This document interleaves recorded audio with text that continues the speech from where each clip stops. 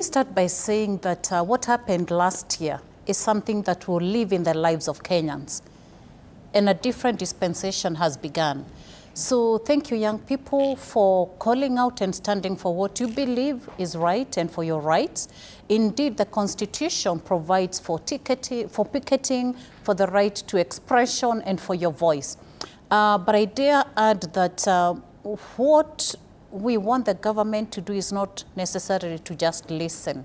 It is to listen and to act upon what the young people and the people of Kenya are saying. And so a couple of things from my institution, the Independent Medical Legal Unit where I work, we did document what was happening, and thank you for keeping the conversation going, for sharing evidence of what was happening, and for just being there, for being able to speak out.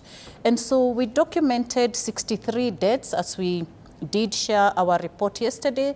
We documented 63 enforced disappearances, over 600 injuries.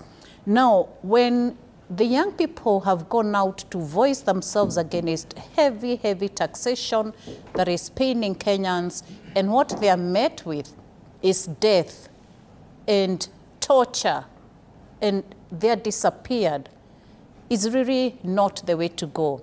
And so using international instruments that we use in our institution, we did document all these atrocities, and we have many other processes that we are carrying out. Some are legal processes, some are constitutional petitions, but also just calling the government out and saying this has to stop. So that is on our side. We also did stand in with a lot of our partner organizations. IMLU actually convenes a network of organizations called the Police Reforms Working Group. Within that network, a lot of us offer different services, and we were able to complement what the youth were already doing. We supported in terms of bailing young persons out of police cells. Gloria is one of those people who are walking in and out of police cells, and a lot of lawyers that we work with. We did conduct medical documentation. We offered medical support to a lot of different persons that were injured. We are still actually facilitating treatment of many young persons who have bullets still lodged in their bodies. Some who've gotten maimed and are walking on crutches. Some are not even able to walk. So we are still doing that, and it's going to be a long-term treatment for a couple of people. We were able to conduct autopsies to determine and tell us what caused the death of so-and-so, so that it's not hearsay that like in the recent case that we had, somebody banged his head.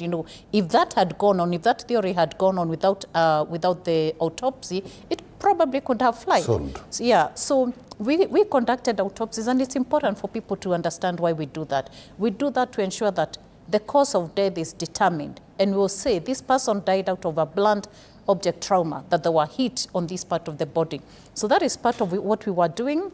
For the government, of course, we had a lot of denial that people are not missing, that nobody has been killed, initially, until we started providing that evidence.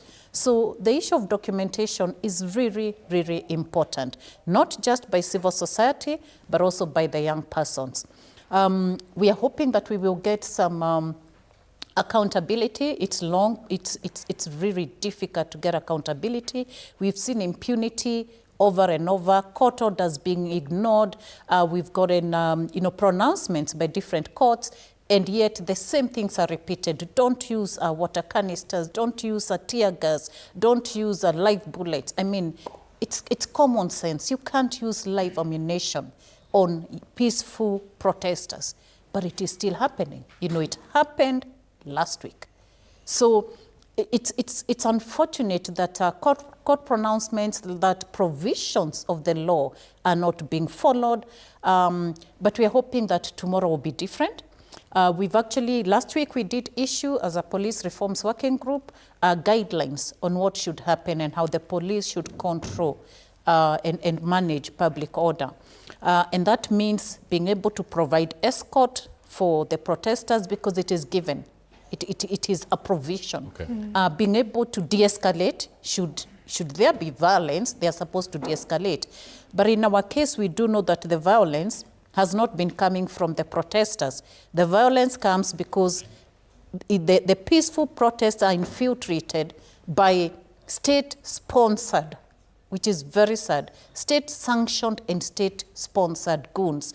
So we really, really want to pray that tomorrow there'll be no infiltration, that tomorrow will be like on the 18th, when the protests began last year, peaceful, we are unarmed, we are peaceful, all we have is our phone and a placard. All right. We really do hope that that is how it will go tomorrow. Right. Now, even as we look towards